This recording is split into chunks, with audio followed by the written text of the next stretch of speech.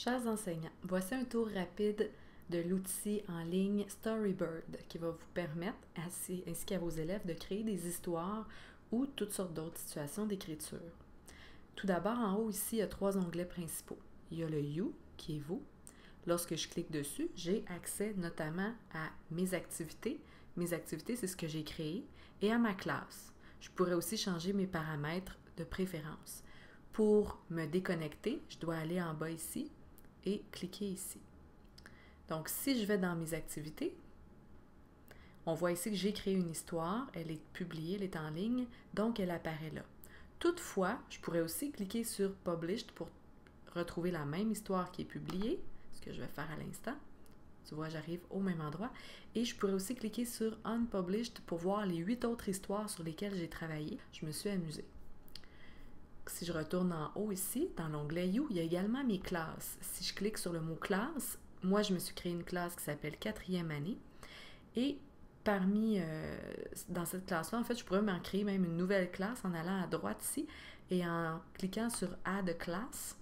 À ce moment-là, je pourrais trouver un nom à ma classe, lui associer en fait une école. Ici, moi, j'avais l'école de Mers, etc. Et puis, j'ai juste à appuyer sur Create Your Class. Donc, je pourrais me faire une nouvelle classe qui s'appellerait, par exemple, une classe test. Et je vais la créer. Donc, ici, j'arrive à une classe qui est vide, évidemment. Et là, on me dit commencer à ajouter des étudiants. Donc, ajouter des élèves. J'ai tout simplement à écrire le nom de famille de mon élève et son prénom. Et puis, je vais lui trouver un nom d'utilisateur, un username. Bon, je vais faire comme avec le bureau virtuel, donc je vais utiliser la première lettre du prénom plus le nom de famille et je vais faire Add.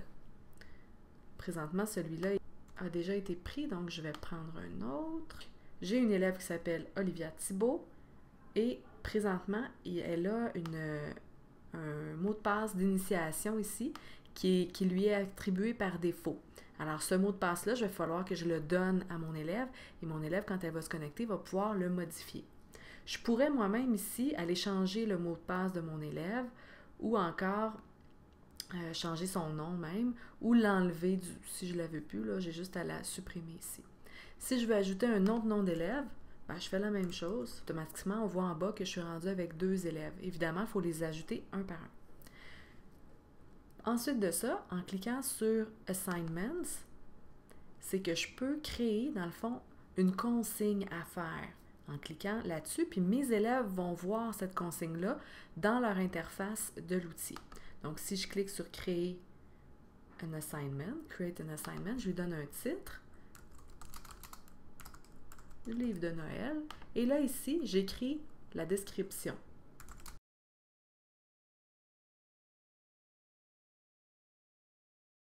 Et ici, c'est écrit « Ce devoir est dû pour quand? » Là, je vais leur donner un petit break, là. Je vais leur donner jusqu'au 19 janvier. Et je fais « Save Assignment » pour donc sauvegarder mon produit. Et puis là, je vois à quoi ça ressemble. Puis là, vous voyez ici, c'est pas très joli parce que j'ai pas mis de photo. Mais je pourrais mettre une petite photo ici en cliquant sur Edit Assignment. Donc, tout à l'heure, j'aurais pu ici télécharger une photo qui est dans le fond, sur mon bureau à moi. Je vais télécharger un petit bonhomme qui s'appelle Automne. Bon, c'est pas en lien du tout, là, mais c'est pas grave. C'est une image libre de droit. Et puis, je fais, encore une fois, enregistrer ce que je viens de produire. Alors là, mes élèves vont voir ça ici et ils vont avoir une description de ce qu'ils ont à faire juste à droite. C'était la présentation de l'outil, donc je vous invite à regarder la prochaine capsule pour créer maintenant une histoire.